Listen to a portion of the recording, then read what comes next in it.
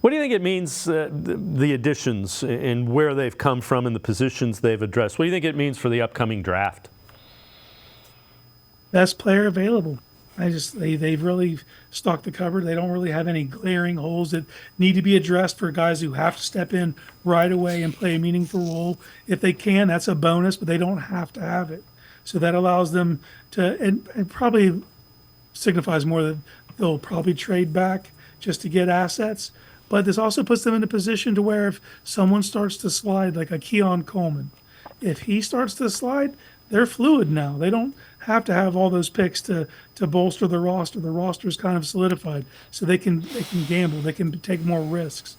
They could even go after a position that maybe not looked at as important. Like a linebacker. They might be able to take a swing earlier on a linebacker or a running back that before they would have had to have that slotted for a wide receiver or edge. So I think it just makes them more fluid in the draft. To my way of thinking, when you lose Taki, and I know you signed Jordan Hicks, so I get that, but you lose Taki, you lose Anthony Walker. I wouldn't be surprised if they pick a linebacker, and I certainly wouldn't be surprised if they pick a running back in the upcoming draft. Those are two areas. They're not like glaring needs, but you want to make sure you're kind of covered in both of those.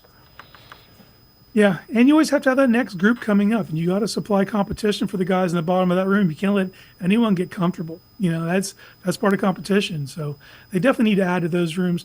Running back, I see a few rookies that I'd be ecstatic with, but I don't know if they're guys you're going to be able to count on right away. And if you do get a running back, you might need to get someone you can count on sooner rather than later, given the health of Nick Chubb.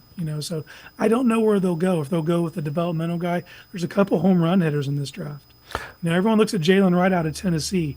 He's got amazing long speed. Like, he's a guy that definitely checks a lot of boxes. But there's a kid out of Louisville, Isaac Garendo. You're going to be able to get him on day 3. That kid is a freak athlete, low tread on the tires, went to Wisconsin, shared with Taylor, shared with Braylon Allen, then went to Louisville. And he had over 22 explosive runs last year. He's a guy I think the Browns could be very interested in.